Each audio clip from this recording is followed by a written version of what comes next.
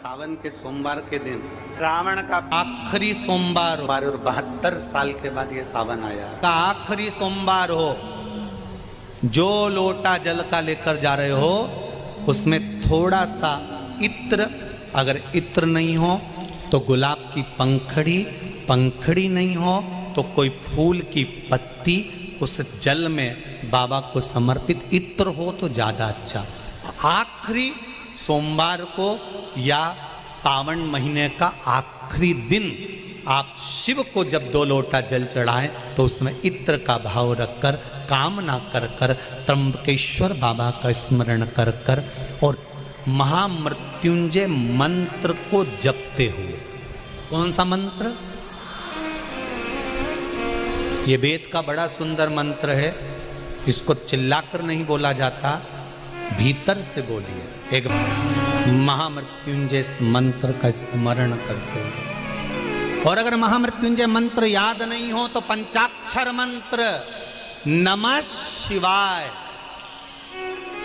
पंचाक्षर का स्मरण नहीं रहे तो षडाक्षर ओम नमः शिवाय, षडाक्षर का स्मरण नहीं हो तो श्री शिवाय नमस्तुभ्यम मंत्र का स्मरण कर कर इत्र का जल शिव जी को समर्पित करो और बाबा से निवेदन करो कि 1 महीना तेरी कृपा से सावन के निकले, तूने जल चढ़वाया, बीच में कोई दिन छूट गया, कोई कारण आ गया, हम जल नहीं चढ़ा पाए। जैसे भगवान विष्णु एक कमल का पुष्प नहीं चढ़ा पाए थे तो उन्होंने अपना नेत्र निकाल कर दे दिया था, तो भगवान शंकर इतने प्रसन्न हुए थे कि उन्होंने अपना सुदर्शन चक्र दे दिया था। विष्णु भगवान ने नेत्र दिया, शंकर भगवान ने सुदर्शन दिया, तो भगवान शंकर से कहना अगर बीच में कोई त्रुटि हो गई हो, सावन के महीने में कोई पूजा अधूरी रह गई हो, कोई त्रुटि हमसे हो गई हो और हम जल नहीं चढ़ा पाए हों, तो आखिरी दिन सावन के इत्र का जल चढ़ा देने से बाबा उस त्रुटि को समाप्त कर कर कामना पूर्ण कर देते। शिव संहार, सारी समस्या का हल 1 लोटा जल, पर सावन के महीने में 2 लोटा जल। आपको मालूम होगा कि ये सोमवार का दिन, सावन के महीने का सोमवार इतना प्रसिद्ध क्यों है? श्रावण के महीने के सोमवार का इतना महत्व क्यों होता है?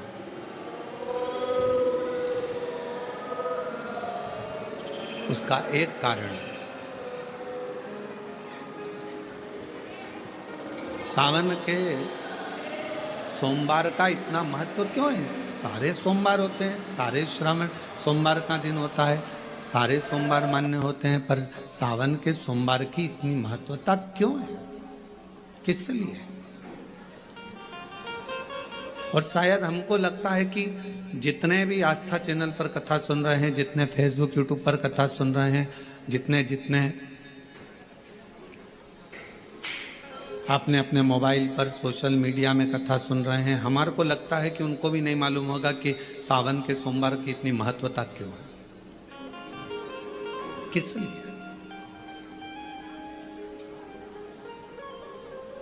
सावन के सोमवार की महत्वता इसलिए है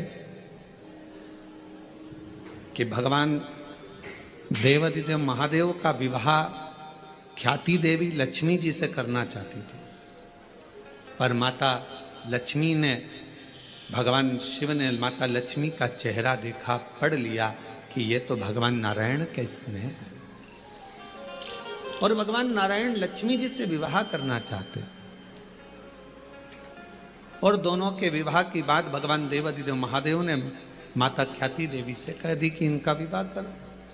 अब माता लक्ष्मी जी ने बड़ा निवेदन करा, आपने हमारा विवाह भगवान नारायण के साथ में कर दिया, हमारे मन की बात को रख लिया, बड़ी कृपा करी भोले बाबा, मेरा मन है मैं आपके चरणों की सेवा करूं, मुझे कोई सेवा आपकी बताओ। शिव मंदिर में कभी भी जाकर पंडित जी से मत पूछना कि यहाँ की कोई सेवा मुझे बताओ, भगवान के अन्य मंदिर होंगे तो वहां जाकर पूछना, देवी जी के मंदिर में यहाँ सेवा बताओ, राम जी के मंदिर में पूछना यहाँ सेवा बताओ, भगवान कृष्ण के मंदिर में पूछना हमारे लिए कोई सेवा बताओ, भगवान दत्त के मंदिर में पूछना हमारे लिए सेवा बताओ। सारे मंदिरों में जाकर कहना कि हमारे लिए सेवा बताओ, पर शिव जी के मंदिर में जाकर मत कहो कि हमारे लिए सेवा बताओ। वहां तो झाड़ू उठाओ, सेवा में लग जाओ। वहां तो निर्माल्य पड़ा है, उसको उठाओ, विसर्जन में ले जाओ। वहां पोछा उठाओ, पोछा लगाना प्रारंभ कर दो। शिव जी का श्रृंगार करना प्रारंभ कर दो। शिव जी का सुंदर स्नान कराना प्रारंभ कर दो। शिव मंदिर में सेवा पूछी नहीं जाती, सेवा करी जाती। वहां सेवा करना पड़ती है, कहना नहीं पड़े। शंकर के मंदिर में कहना ना पड़े कि तुम्हें यह करना। शिव मंदिर में जाकर कभी नहीं पूछना कि मुझे सेवा क्या करना। शिव मंदिर में तो जाकर सेवा का क्रम करो। अब लक्ष्मी जी पूछ रही हैं भोले बाबा से, आप मुझे बताओ, मैं आपकी सेवा में लगना चाहता। शिव जी ने कहा कि मैं क्या सेवा बताऊं, आप जाओ भगवान नारायण की सेवा करो। तब लक्ष्मी जी ने सोचा कि देवाधिदेव महादेव मुझे सेवा नहीं बता रहे हैं। सावन का महीना था, सोमवार का दिन था। माता लक्ष्मी पूरे सावन के महीने में शिवालय में जाती, शंकर जी के कैलाश पर्वत पर जाकर खूब सेवा करती, खूब।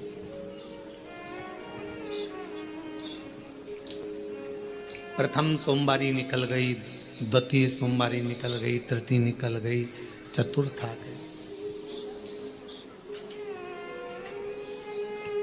सोमवारियां निकलती चली गई। सावन का आखिरी सोमवार, देवाधिदेव महादेव प्रसन्न हो गए। लक्ष्मी को बुलाया, हे लक्ष्मी, पूरी दुनिया में केवल महासंबोधन मेरे नाम के आगे लगा है।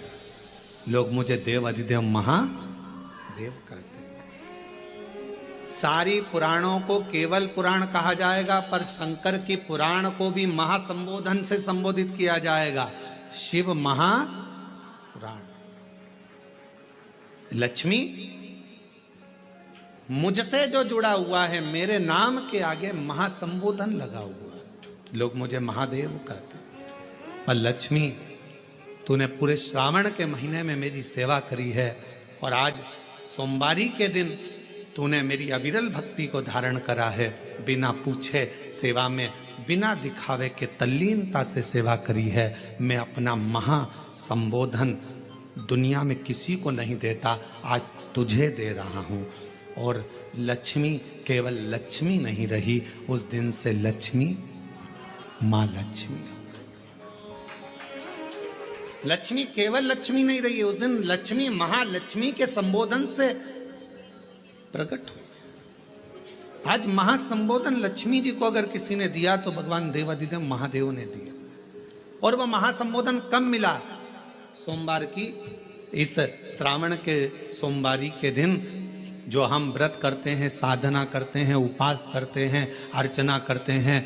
पूरे वर्ष आप सोमवार का व्रत करते हैं कि नहीं करते वो पता नहीं, पर सावन के महीने में 4-5 जो भी सोमवार पड़ जाएं, अगर उस पर अगर आपने व्रत कर लिया, व्रत को धारण कर लिया, या शिवालय के जाकर भगवान शंकर की आराधना कर ली, तो पूरे वर्ष के सोमवार का फल सावन के महीने के 5 या 4 सोमवार में प्राप्त होगा। श्रावण के सोमवार की इतनी महत्वता है, श्रावण महीने की इतनी प्रबलता क्यों मानी गई?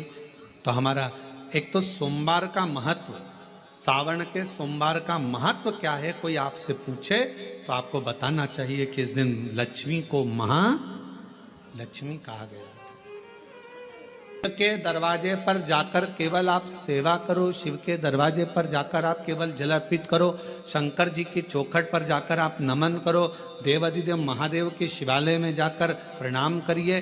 भगवान शंकर की चौखट पर, द्वार पर अगर आप जा रहे हो, 3 चीजें आपको मांगना नहीं पड़ेगी। जैसे लक्ष्मी जी ने शिव जी से नहीं मांगा कि मुझे महासंबोधन दो, लक्ष्मी जी ने नहीं मांगा कि मुझे भगवान विष्णु दो, लक्ष्मी जी ने नहीं मांगा कि मुझे ये देना। लक्ष्मी जी तो शंकर भगवान की सेवा में लग गई, तो लक्ष्मी जी को 3 चीजें अपने आप मिल गई। एक शांति हृदय की, दूसरा दिशा लक्ष्मी जी को कहाँ जाना है, और तीसरे नंबर पर सफलता। माता लक्ष्मी केवल लक्ष्मी नहीं रही, उनको महालक्ष्मी कहा गया, महालक्ष्मी।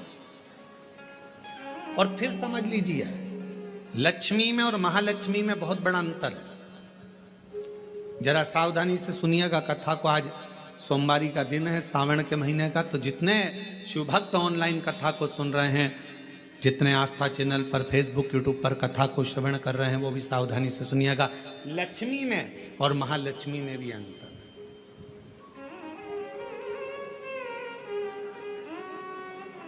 लक्ष्मी माँ आती हैं तो तुरंत चली जाती हैं। लक्ष्मी आती हैं तो तुरंत चली जाती हैं। लक्ष्मी बहुत समय तक तिजोरी में, अलमारी में टिकती नहीं है।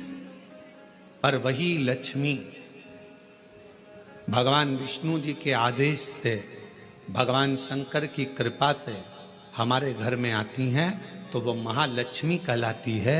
और महालक्ष्मी अपने घर को छोड़कर कभी नहीं जाती है, वो वहां सदा सदा रहती है।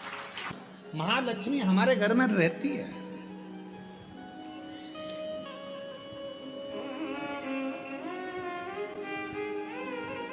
शंकर जी के मंदिर में अगर आप एक लोटा जल चढ़ाने जा रहे हो, बड़े दुखी हो, तकलीफ में हो, पैसा नहीं है, धन नहीं है, वैभव नहीं है, सोमवार के दिन आप जल चढ़ा रहे हो, तो माता लक्ष्मी को भगवान शंकर ने यह वचन दिया है, वर दिया है कि लक्ष्मी, अगर तू मुझे मेरे मंदिर में आई है तो मैं तुझसे बस केवल, तू कहती है सेवा सेवा, तो तुझसे मांगता हूं, जो मेरे मंदिर में जल चढ़ाने आए, लोटा भरकर जल चढ़ाकर, उसका जो लोटा है, उसका जो पात्र है, उसका जो कलश है, वो खाली हो जाएगा। उस समय वो खाली अपने भवन की ओर ना जाए, उसमें लक्ष्मी स्वयं बैठकर उसके दरवाजे तक जाए। शंकर मंदिर में कई लोग कहते हैं गुरुजी अगर कोई खाली बर्तन सामने से आता है तो वो तो अपशगुन होता है। खाली पात्र अगर देखते हैं जाते समय तो अपशगुन होता है। परशु महापुराण की कथा कहती है, कोई महिला, कोई बच्चा, कोई स्त्री, कोई पुरुष, कोई घर का बेटा, बहू, बेटी, कोई आदिक वृद्ध जन भी अगर मंदिर में शंकर जी के जल चढ़ाकर लोटा लेकर आ रहा है, तो वो लोटा, वो पात्र कभी खाली नहीं माना जाता, उसमें महालक्ष्मी का वासा माना जाता है, उसमें लक्ष्मी का प्रवेश माना जाता है। वो महालक्ष्मी से परिपूर्ण है।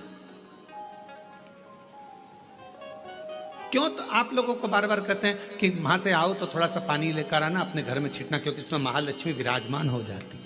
महालक्ष्मी। और अभी तो कितना सुंदर है सावन का महीना, और वो महीना जो भगवान शंकर को सबसे ज्यादा प्रिय है,